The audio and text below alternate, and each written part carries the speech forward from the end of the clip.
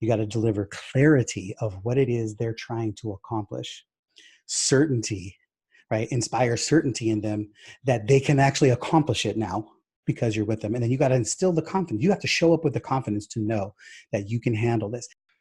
We are here for another episode of the Cold Star Project, the only podcast I'm aware of to teach you the unexpected challenges of scaling so you don't get punched in the nose when you try and move up from one revenue plateau to the next. My guest today is Jim Padilla. He's awesome. We were talking a little bit before the show, and he was already getting into some of the things that we're going to cover here. I wanted him back on because he does something that a lot of people I know don't do. They don't have the guts to do, or they don't have the foundation to be able to do it. He charges a $50,000 setup fee for one of his services. And I've known Jim a while, maybe a year and a half, maybe more. And it just occurred to me in the last couple of weeks, hey, maybe I should ask Jim how he does that, because there's a lot that gets into it. And, backing up that ability to ask for that amount and justify that amount in the prospect's mind, not just in your mind, although the first sale you need to make is to yourself. So I'm really glad you're here today, Jim. Let's get into it. Tell us a little bit about what that service is and why you charge $50,000 as the starting point. Well, with our, we have varying levels of our outsourced sales service. And so we have a total outsourced process, where you hire our team, we come in and we are a fully integrated sales division for you. So that's equipped with, if you imagine that, most people think about when you hire a salesperson, you're thinking of a salesperson or possibly a sales team, which could be 2 people or 4 people or 20 people. But with us, it's a little different because you're actually integrating a sales division, fully equipped with a, senior VP, director of sales, to sales managers, to trainers, coaches, everything and anything that is involved with keeping a sales team peak performing and optimized. And so you can imagine by trying to, if you had to hire everything that we could do for you on your own, you'd be spending $250,000 a year just trying to hire all of that. But instead, you can hire us for a fraction of that and get more, a 10x result minimum. I mean, we're not one of those companies that you hire to make a few extra bucks. You hire us when you are looking to scale. So most of our companies, our clients are trying to 10x, if not double their income. If they're already huge, then it's about adding it. If they're trying to add $1 million revenue stream, or they're trying to do something big. Doesn't make sense to hire a company like us if you just need to make 10% more revenue, something like that. So that's the biggest piece is really understanding that value that you bring and how to differentiate yourself. Cause that's literally everything I was just sharing with you. I have that same conversation with people on calls, Right. And I've been there as a guy who, your company was like the big uncle version of our little thing when we were running it about third-party closing as a service. So I know, it isn't just hire a salesperson. We see that all the time, especially on Facebook. Oh, just hire a commission-based salesperson. And I'm like, you are in for such a tough time because they are going to go off track and you're not even going to know for 2 weeks, and you're going to be blowing your lead generation cost, all that money on generating those appointments for that whole period. Person's not going to be closing. They're not going to want to tell you about it. You're not going to know, right? You need that infrastructure that Jim here provides, where they're watching, right? And they're observing the data and seeing, okay, this guy is off track. This salesperson, we need to coach and fix and bring them back. Exactly. We're monitoring the numbers all the time, watching the metrics. We're managing, we're training. Where most people, the sales process is a part of what you do. And for the average company, even the average above average company spends a fraction, at best 20 to 30% of their time actually strategically focusing on the sales process. Whereas we spend 100% of our time focusing on the sales process. We literally run your sales as a business. So you can't possibly replicate on your own what we do for you even if you are spending, Right. hundreds of thousands, just because of the volume and the frequency and the reach that we have, we bring so much knowledge to the table because we know everything that's going on in all the other campaigns, either the campaigns we're working on or a lot of the other people that if I'm not working on their campaigns, well, I'm in masterminds with them. I know exactly what's going on in their campaigns, and we have conversations all the time. We just know things that most people just can't possibly know simply because of our access and our volume.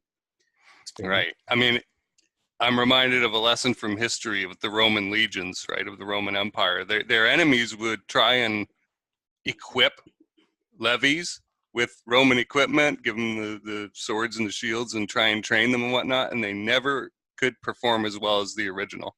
There was something that was just not duplicatable about Right. it. So you could, yeah, go out and try and hire a sales coach and get some processes in there and stuff, but it's just not the full-time work that you're doing, which it Right. is in your case.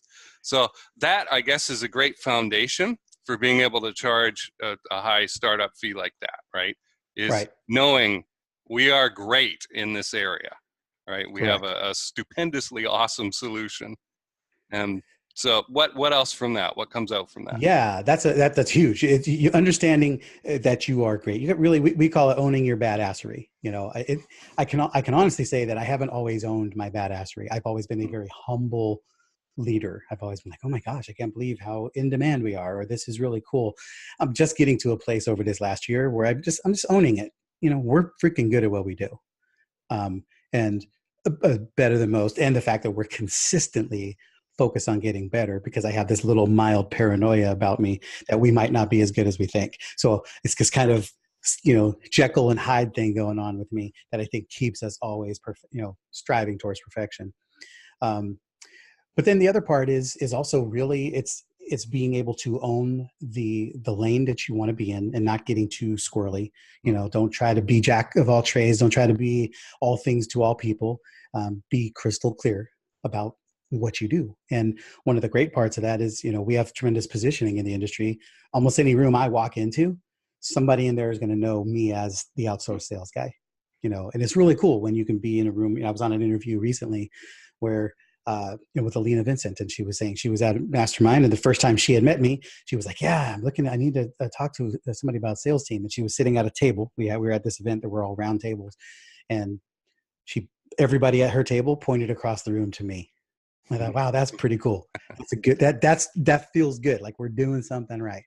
So that just comes from giving great results, being a being clearly positioned, and then the third part is being able to have great relationships. You need to make sure you're investing goodwill into the marketplace, so that doesn't matter how good you are, if people don't like you or believe in you, or believe that you care about their best interests. So I do as much as I can to have to put out goodwill into the marketplace. I serve wherever I can. I have strategy sessions. I get on phone calls with people who I know will never be a client, or at least not in anywhere in the near future, just because I know I can, give me 10 minutes with you. I know I can solve that problem. So why shouldn't I solve it? Just because they're not going to potentially pay me, but that stuff has come back to us so many times over, because we've got some of our best referral sources have been coming from people who have never spent a penny with us, but they believe in us, and they believe in, in what we do and how we do it. And they see the value in us as people, Right. Which is don't underestimate this, guys, because part of the reason that I can sell, 50,000, we our onboarding fees are anywhere from 7,500 to 50K, just depends on the sizes and packages and all that. But most of our clients, the clients who are paying us $20,000 to $50,000 onboard fees, they're also paying us, up to 100 grand a year in commissions. So there's a heavy investment in what they're doing with us. And so it's not just hey, give me your credit card kind of thing. But the three things I just talked about with the positioning, the relationships, and the results, those lead to having really simplified sales conversations, because people show up with some clarity before they even get here as to who I am and how I can help them and what our company can do. And many times they just show up going, okay, just tell me how it works, and then let's figure out how do we do the money. And so it alleviates me having to be some tremendous strategic sales guy. Because I you're just not have to. starting from zero. Yeah. No, it's a massive. It's important, guys. So if you don't have that set up, I highly recommend that's the first place you start. Is just getting crystal clear. Make sure the marketplace can be your ally, Mm. and choose them strategically and intentionally, and start building that platform. If you have somebody, why would somebody refer someone to you? If you Right. can't answer that question, start answering that right now. Right. Right. And I've struggled with this, folks. I'm not exempt. I'm not stupid or inexperienced, but I've still struggled with clarity in what I'm doing. So if you are, don't feel bad about it. Just acknowledge it and start taking the next steps to Totally. You got to dive get in. out of it. That should be the first thing you do after you get out done listening to this, or wherever you're at. Just you got to know. Answer that question. Why would somebody refer someone to you? And what kind of result can you give to somebody that would make them a raving fan? Please make sure you understand. We're going to dive deeper in this. We're going to get into a little bit of tactics and some things, but this is the first part. If you can't get through this, your tactics are irrelevant. But the other thing you have to figure out is understand this: a raving fan is far more valuable than a satisfied customer. Satisfied customers don't mean anything. Rewind that. You're right. Satisfied customers are very important, and that's the lifeblood of your business. So I correct that statement. However, their contract with you is to pay you for the service you rendered. Their contract with you is not to bring you more business. So for them to be a happy customer and even give a testimonial, most people feel like that's all they're required to do. And it doesn't mean they don't like you or don't love you. It just doesn't occur to most people to refer you or introduce you to somebody. And even if it does, they are busy running their business and their life. So they're not thinking about it. And then even if they are thinking about it, most of them don't know how to do it effectively. So there's a whole lot of barriers there that keep people from becoming a raving fan. If somebody's a raving fan, they either know how to promote you, they will promote you any way they can, or they will knock on your door and say, hey, how can I help you? Right? Raving fans are people who will sing your praises. And like I said, some of our biggest raving fans have been people who never spent a penny with us. They just felt our impact in the marketplace, which has been awesome. So raving fans need not mean revenue for you from them. Correct. They are not equal. They're not the same thing. Okay. They're not. Yeah, and definitely don't make the assumption. Like I said, raving fans are always more valuable than a satisfied client for the long term in the big picture. So you need to be satisfying clients because that is one way that's part of your credibility, right? So that's what leads to some of your stance in the marketplace, and then it keeps that confidence in play. Now, here I put this up. If those of you are listening, you're not gonna be able to see this, but I wrote this on my whiteboard. And there's a concept that I use. It's called park bench approach to the sales conversation. And the acronym, if you want to write it down, is just park is make a prevailing statement, right? Grab their attention, so prevailing and attention, right? Reflect what is familiar and take them through a known process. So PARK, right? Now, what you're trying to do with this is most people make decisions on their terms, not on your terms. And so we're usually trying to help people make a decision based on the way we make a decision and based on the logic that we have. But usually they're still operating in another thought process. So what we have to do is link the thought processes together. And one way you do that is by being allies instead of adversaries. And whenever you have a table, a desk, right, figurative or literal, in front of you, you now have to overcome that barrier. Right. Well, the park bench approach puts you on the same side. So imagine when you're sitting at a park bench with somebody, you're not usually facing each other, you're facing the same direction. And you're side by side. You're in a different position as allies than you are as adversaries trying to overcome something. Okay.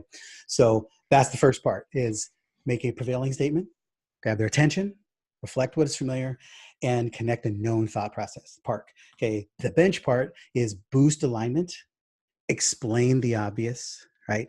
Nail the familiar pattern, connect the dots, and help them agree to what they know. So park bench. All right. That's the concept. Now here's how it works. This is what it looks like in action. Here's this example that I used here. So if you're, this is actually something I went through with somebody, a potential client a couple of days ago that we're going to hear back from today, hopefully. The concept here was you want to have that make a prevailing statement, right? So when your talent okay, or your focus is too thin, it leads to overwhelm. Can we agree? Right? That you want to make a prevailing statement. That's something that almost nobody can say no to. Right? So you want something that's going to, yeah, I agree. Okay. Then it's just a matter of connecting each next sequence here. Okay. So you grab their attention. Now you're going to reflect what's known. Okay. Once you get overwhelmed or distracted, can we agree that you tend to be less effective? Right? Yeah, that's a pretty logical assertion. And then when you are less effective, can we agree that you may lose confidence? Yeah, when you lose confidence, can we agree that you make poor decisions or sometimes make no decisions? Right? And then, of course, when you make poor decisions, what also happens? Can we agree that when you make poor decisions, you tend to lose money and lose impact, which then sucks because now you don't have any joy or fun or desire in what you're doing, which then will lead to more overwhelm and then repeat the cycle at a greater advantage. So what we want to do for you is we want to insert the joy, the fun, and the desire back into what you're doing. We want to get you on point for your mission that we have been talking about, this mission, the way you want to change the world and how you want to double your income, and you want to be known as this thought leader and everything changing and progressing and doubling the year you had last year. And the way we want to do that is by helping you to stay narrowly focused on what you're doing, because we come alongside you and we take a big chunk of your distraction off your plate. So now you can focus on what you need to do. So we reduce your overwhelm. We reduce your overwhelm, you're more effective. When you're more effective, you gain more confidence. When you gain more confidence, you make better decisions. And when you make better decisions, you make more money, more impact, have a hell of a lot more fun, joy, and desire in pursuing your mission. Right? So this is just a simple process that I walk people through just to gain. Now we're both on the side. We might have started on the opposite sides of the table. Right. As soon as we have this, now we're on the same side. Now it's a journey of, hey, how do we solve this together? Okay. Right? And we're not talking about third-party sales teams or process engineering or ads or any of that other nonsense. We moved off the solution, which I really, really like. Exactly. I'm not talking 100%. I'm not talking about details, how our team works, how our tech's set up, none of that stuff. How do we integrate CRM? I don't talk any of that stuff. I'm purely talking about how do we help you actually accomplish your mission. And once this is all clear, now this is the first step to gaining raving fans. Right? Because they feel good that you actually get them, that you understand them. You're both thinking the same way. You're both in alignment, right? So that's part of the bench, part of the acronym, right? You're boosting alignment. You're explaining the obvious. You're nailing the familiar pattern. You're connecting the dots, and you're helping them to agree with something they already know. So now you have this familiarity, like, he totally gets me, right? And he's on my side, and he wants me to win, and he's ready to do this. Right. This is huge. I'm signed up. I'm excited about it. And yeah. So this is just an example. So. Exactly. That's the process. That's the dialogue. And now from this, any part of the conversation is going to, you can penetrate any part of this to open the door. Now, please notice this, guys. I promise you, I do not talk about the deal. I don't get on the phone and go, yeah, we have a team of 120 salespeople and we have an online process and we have a campaign. I do not get into any of that. That doesn't even come out until they've decided that they believe that they can get the result they want with me. Until then, they have no clue how it works. Right. And nor do they care. Exactly. Yeah. It's irrelevant. And that's one of the steps, one of the keys when you're enrolling high ticket, when you're enrolling, please hear this. Selling higher priced products is almost no different than selling lower priced products. There's only a couple of key tweaks that I want to make sure that are inserted. But so pretty much everything about selling a bigger premium offering still applies. If you put all this stuff into place when you're selling a $2,000 offering, it all works the same. But just know that when somebody's coming to a premium offering, the only two things you got to get clear about to start with is this a big player, somebody who invests heavily because they've got resources, or is this somebody who's trying to become someone who has the resources, right? Because if you're talking to a multi-million-dollar business owner, typically they've learned to make decisions differently. Right. When you're selling in a lower ticket environment, and I can't stand the term high ticket, low ticket, because it's all ambiguous and it's such an overused term in the marketplace right now. But when you're selling somebody to a smaller price program, let's just say, anywhere $2,000 to $5,000, the average, those are set up for the average user. We'll call them the low end user, entry point user. And the problem is most of those people are at a stage in their business that they haven't mastered the art of making the right decisions yet. Typically, they have a lot more overwhelm, typically more chaos going on. And so that's where all the tactics you need to help them calm down, help them move forward, make a decision, put a boundary in place. Like, well, you need time limiters and urgency, because urgency helps them get out of their own way.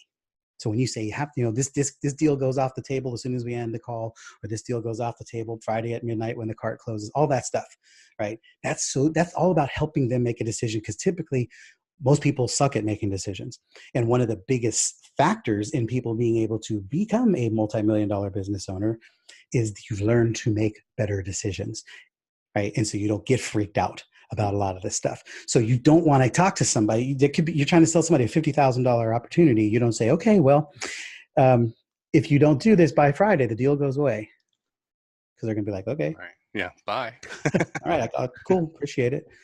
I'll get it next time, or whatever. So you're not here to do that. What you need to do is show value. You got to deliver clarity of what it is they're trying to accomplish. Certainty, right? Inspire certainty in them that they can actually accomplish it now because you're with them. And then you got to instill the confidence. You have to show up with the confidence to know that you can handle this. Now, this doesn't require, right? I can definitely say I show up differently now that I have, that we've sold hundreds of millions of dollars in sales, and that we've got a multi-million-dollar company. Yes, I am absolutely a different person than I was when I had a six-figure company. No doubt about it. However, before I had a six-figure company, when I was in mortgage, my first year of doing mortgage loans back in 2000, I think, was I got in with a guy. I was trying to find, how do I get through to bigger people? Because I didn't want to do any more $96,000 loans. I wanted to figure out how I could get some bigger opportunities. And I came across a custom home builder, right? And his name was Raul. I'll leave the last name out. Awesome dude, but he was building like 4 to 6 homes a year. Small time guy, but had enough influence and strength and knew what was going on. And I was like, hey, how do I want to help be your finance guy? Now, because he's been building homes, he's been licensed in mortgage longer than I have. He knows more about mortgage than I ever knew, because I was brand new, right? I was just a little pup in this game. So I didn't sell him on all of my wild expertise. I sold him on the fact that I can take this problem off of his plate and make sure he never has to worry about it again.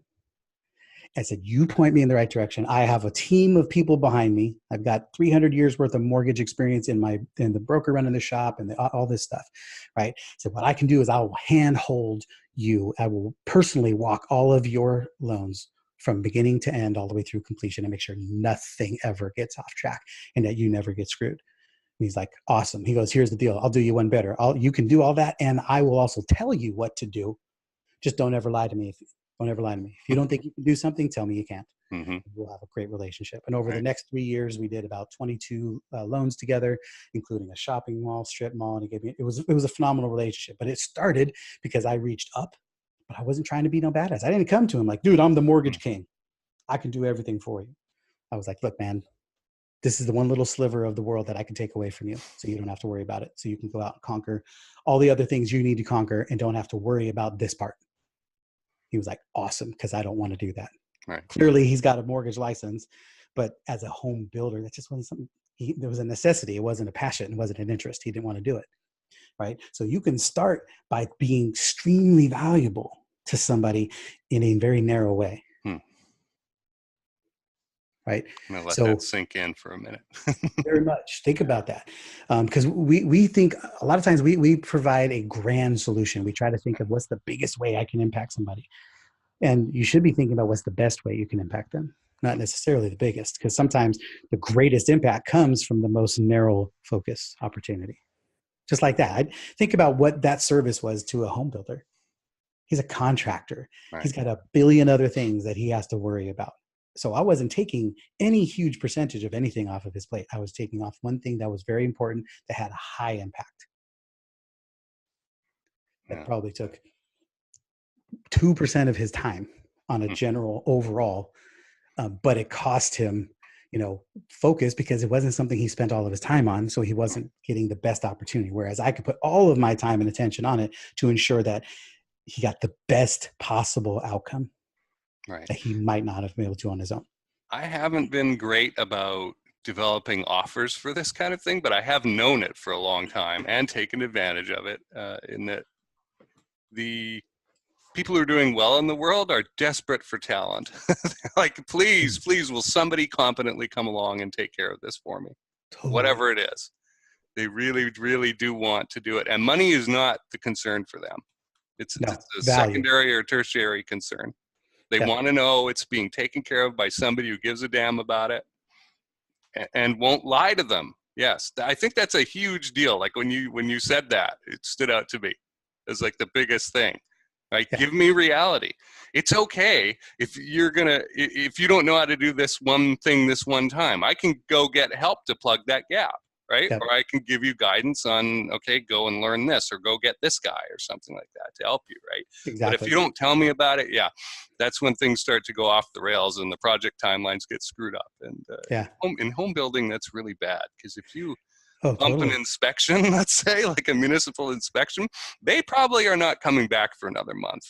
And exactly. That can hit performance bonds and all kinds of things. So I have a little experience in that realm. So well, we could dig into that. The lesson to learn is come with good news quick and bad news quicker. Right? He was the first person who I ever heard that term from. And that was exactly it. He knew what needed to be done. He just didn't want to do it and didn't have the time to do it. And so I was a huge value to him there. And he didn't have a problem getting on a 3-minute phone call with me, and I could share something with him and say, hey, here's a hurdle. Here's what I'm thinking about. What do you think? Because I knew I had a solution, but this guy's been doing this stuff for 25 years. So he might have another solution because he's probably run into this snag before. Okay. And so many times he would say, sure, run with it. Or he'd say, hey, what about this? Or call this guy. He might be able to help you. Awesome. Now he's in the loop. We're handling it. He spent 3 minutes out of his day talking to me, and problem solved because I'm dealing with it. So you're saying it's not that important to have some impressive track record. You just need clarity on the problem you solve and the knowledge that, yes, I can actually handle this. And a lot of it sounds like it's like emotional intention as well. Tons. This is what now, we've heard the term, you buy on emotion and justify with logic. That doesn't really change the higher price point you go up. When people are going to spend $20 to $50, $100,000 with you, they need to feel good about you. They're not, it's the rarest of occasions. Let's put it this way. I haven't seen it where somebody doesn't really like me, but loves the outcome and the service, so they hire me. I haven't seen it. Not too often. Every once in a while you get somebody like, you might rub them the wrong way, but they still understand that, you have the best of intentions and all that. But they're not showing up just because they see the dollar signs. Oh, wow, you can make me money by selling this. Awesome. Do it. That doesn't work. Even if they start out with that, they still want to know on the back end. Because there's, here's the other part. In 2019, I don't care how good you are, how unique you are. There's somebody else out there who can do what you can do. Yeah. So they don't need to take you on just because they feel something good or just because they think you can get the result. Somebody else can get them a result too. They want to get somebody who can get the result that they can trust, that they know understands them. So your job is to provide clarity, certainty, and confidence throughout the whole process. Right. Yeah, I see that a lot in marketing talk. How are you different? And I don't care. Just, I literally don't care how you're different. The difference is in how you show up. As you pointed out before we were recording, it's like how are you showing up today? Remember, first job in the U.S. in 2010. Got in, was finally allowed to work. I'm working for this consultative sales trainer, senior consultant to his sales training business. And we go to a conference, and some guy asks, so what makes you guys different? And Ron holds up the bag that we got, the grab bag, and he says, we have orange bags. Just blew past it and continued the conversation on there and zeroed in on something useful. Right. So yeah, that business about are you different or how are you different is just not that important. Well, different for difference sake is useless. Difference because you figured something out, that can be important, right? but it still has to relate directly to the entrepreneur journey. And Mhm. one of the things, one of the visual that we need to, that might help is if you ever pull back a slingshot, right? You pull a slingshot back, just a foot and let it go. Your rock or your marble or whatever is only going to go forward to the same relationship to the distance that you pulled it back. If you've got something that you want to launch long term, you're going to be stretching as far back as that rubber will take it, and as far as your arms will go, and you let that sucker fly, and it's going to proportionally take a different journey and trajectory altogether. Right. And then of course there's nuance. If you pull it back into the right, it's going to go forward into the, forward into the left. Right. So if you get that, if you picture the entrepreneur journey in that same perspective, right, whatever their struggle is, if you can help them see that, help them connect the dots that right now they are at a place where they are back and to the right, and you're going to help them move forward and to the left. Right. So it's a metaphor, but it's simply, based on the problem that you have, here's where I know you can go. Right. Okay. But again, you're not guessing. Clarity. You're exactly clarity, confidence, and certainty. You need to inspire confidence in people, or they're never going to buy from you. Not at $5 or $50,000. Right. They need to feel good. How many times have you ever gotten off the phone with somebody and you've gone, God, that Jason, he's a really nice guy, but there was just something about him. I don't know. You can't, usually they're not going to identify it. They're not going to be able to explain it to you. And even if they could, they won't. So they're not going to articulate it, but that's usually what's happening is they're going, yeah, there was just something I couldn't put my finger on. It's a little off, and it's that something is in the clarity, something in the confidence or the certainty that they couldn't quite put a finger on. They didn't like it. They didn't like the way it felt. They didn't like the way, you stammered about your words because you were searching for the right explanation, instead of just, what, this is something I do in my sleep, man. I solve those problems for lunch. So how do you balance that need for certainty, confidence, clarity with not lying, right? You don't, just for anybody who's listening who goes, well, gee, why don't you just tell everybody you can do anything then? Well, that to me is a dangerous concept. I've lived through that reality, both in mortgage and in my alarm company. There was a time in my life where I only made sales to make money instead of to help people. And I can just say, easy come, easy go. Everything we gained, we lost. I don't know if it was directly related to that. I believe it. I believe God's involved there somewhere, because I was dishonoring and not a good steward of what was given to me. And we ended up losing a couple of houses that we had to short sale and foreclose on and file bankruptcy because everything hit us right in the butt in 2008. And we became a victim of what we created. And that was when I really started changing. And that time was, I realized I have to start using my skills and my powers for good instead of evil, and start helping people first and let the income take care of itself. And the crazy part is I make a lot more now than I did then. And people say, oh yeah, well, it's easy for you to say that, Jim, because you guys make millions. Well, we didn't start making millions until we started doing that. As soon as we started showing up to serve people first, regardless of the outcome, the revenue started following. Right. I think at a certain point in the journey of a salesperson, if you get any good, you realize there are sales you can make just because you can, because they're there to be made. And those can be the most dangerous. So I guess my answer to my question there would be, if you know you're lying, if you don't have the certainty, of how can I actually get this done for this person, how can you declare that with confidence, right? Right. It just seems to be self-defeating. Here's another twist on that, though, because along the lines of the contractor, right, the home builder, he didn't care that I didn't know everything. He was, as long as he knew that I was working on it and communicating with him about it. And so we talk to clients plenty of times, because we talk through scenarios. When I'm talking to somebody, we talk, oh, let's talk about your funnel, your scenario. What, what's your launch strategy? What are the things you're doing to try to generate the leads, all that. And I'm either going to be inspired by what they're doing or have some input for what they're doing, or they're going to bring up a challenge that we haven't dealt with. I'm going to say, okay, well, here's what I think we would do, but I'd be interesting because I would love to see that tested. And they're totally cool with it, because they still, even though I don't know the answer, they appreciate the line of thought process that I'm taking to try to solve it. Hmm. You know, because I'm not just going, well, gee, I don't know, or making up some nonsense. I'm going, you know, here's a couple of things we could try, but I would love to split test them. And let's see. I think this would be the ideal result. But if we do this, here's what it's going to cost. If we do this, then we might have this, but we're going to lose this result over here. So we're going to have to make a choice on which one's more important. Right. And then we'll go figure out the answer. And those are answers they can totally live with, because here's the thing. The way that I talk about it, it's clear that I don't know the answer, but it's clear that I know what the hell I'm doing. Right. Yeah. Like when people are hiring expertise, that doesn't mean they're hiring the right answer. Right. And that's a realization that I just had now while you were talking. It's like, right? Yeah. There's no one right way to do anything. We know this.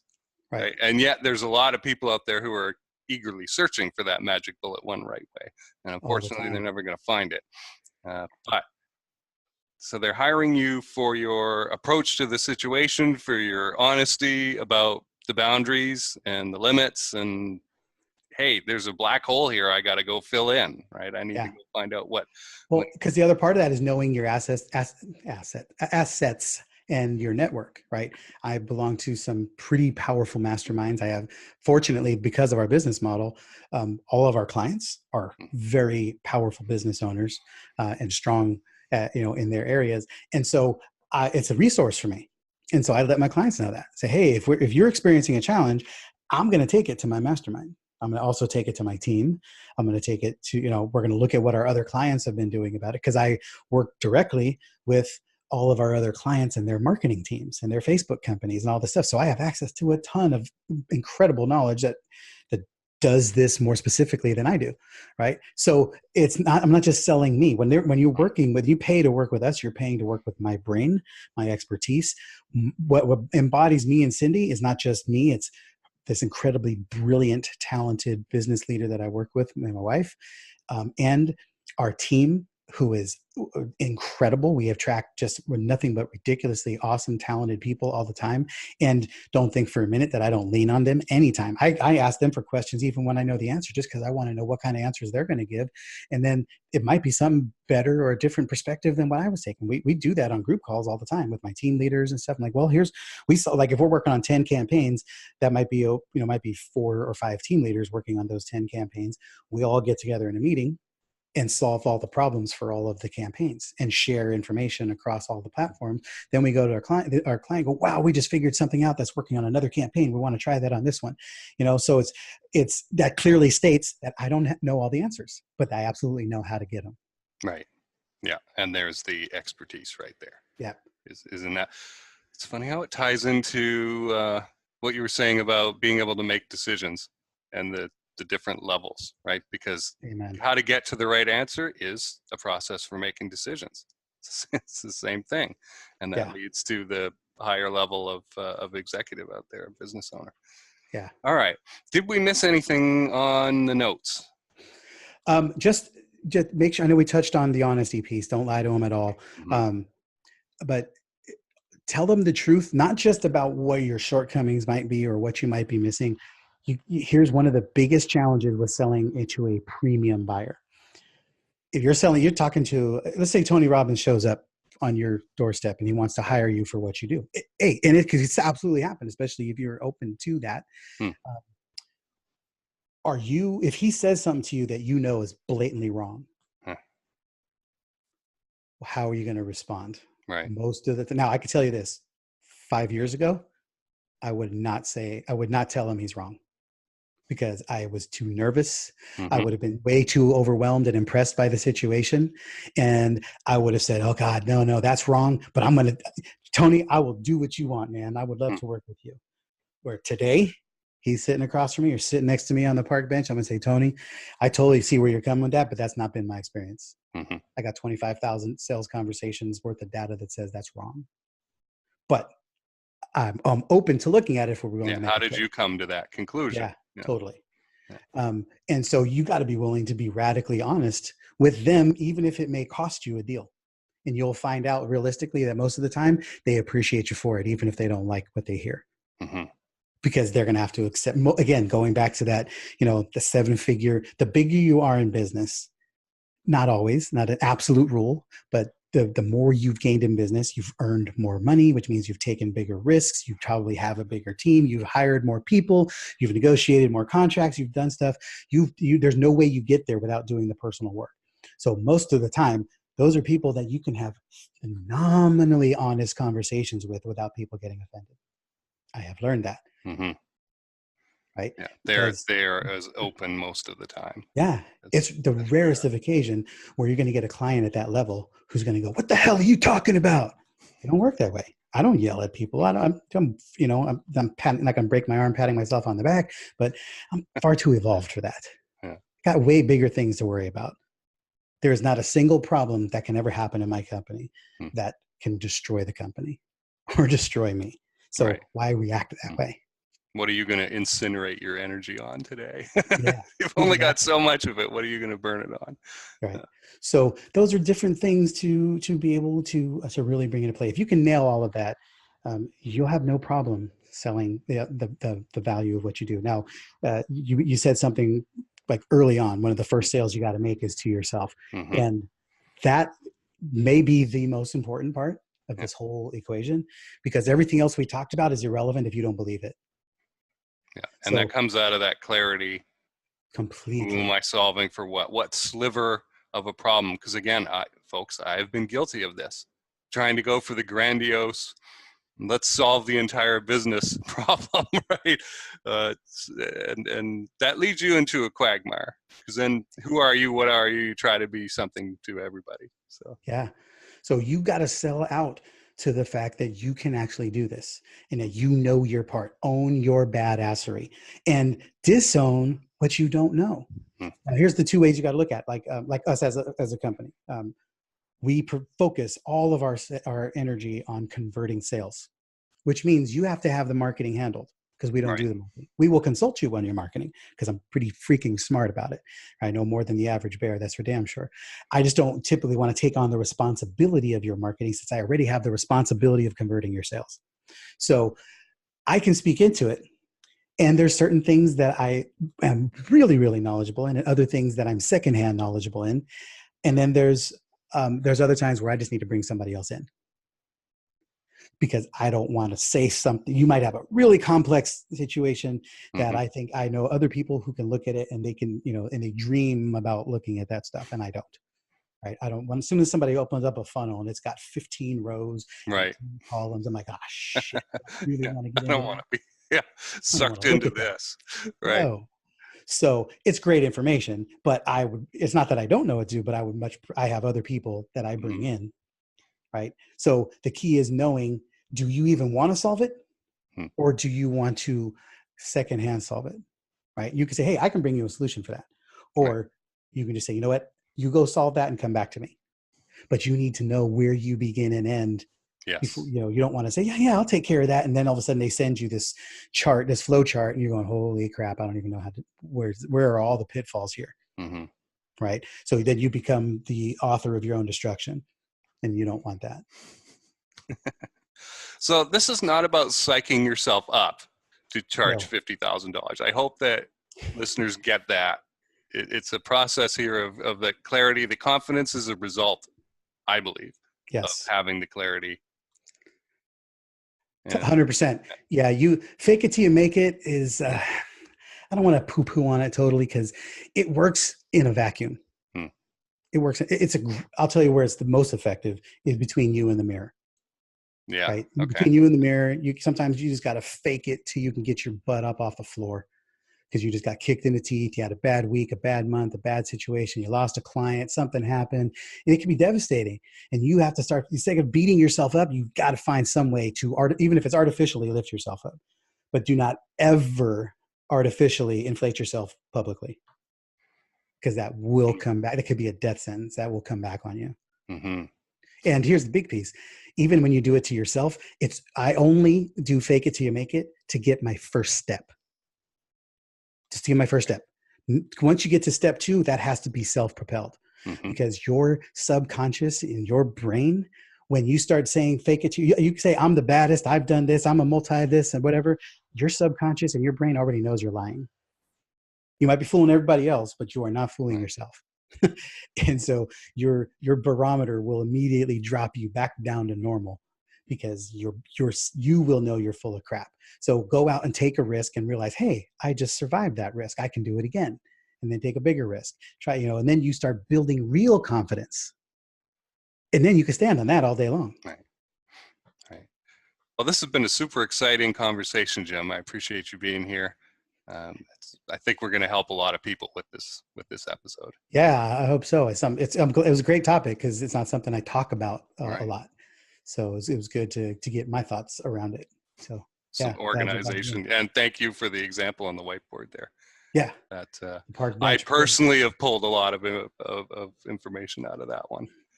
Excellent. And I look forward to reviewing the video. So yeah, awesome. I can see it again.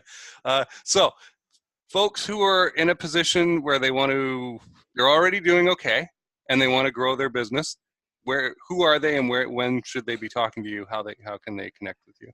Yeah, we don't typically work with startups. Mm-hmm. We don't really have a shallow end of the pool in our playground. You jump in, you're in the deep end pretty much right from the get-go. So if you're a six-figure entrepreneur and you're trying to break through that next level, you're striving for that $500,000, or you're trying to do that first six-figure launch, you've had some success, but you need something more tangible, or you're just you're accelerating, right? That's the first step. We have companion plans to be able to help you. We can walk alongside you to be able to make that happen.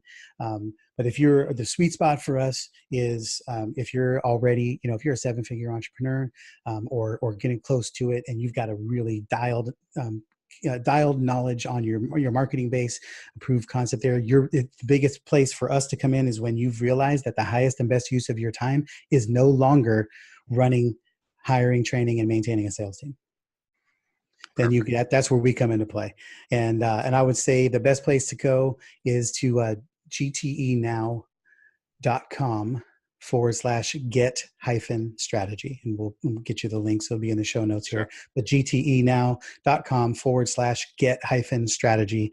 And there's a ton of information about how we work. There's a lot of videos from clients that we've worked with.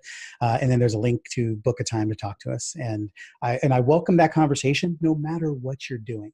Because even if you're not ready to hire us, or it doesn't fit, I can absolutely shed some light on what you're doing. I guarantee you, 30 minutes with me will find some way to spark and light a fire under your sales strategy for the year. And so I'd love to help. Yeah, they ought to be paying for that, in my opinion. That's how valuable it is. So fantastic. We'll get those links up there, and I appreciate you being here today, Jim. Absolutely. Yeah. Thanks for having me on, man.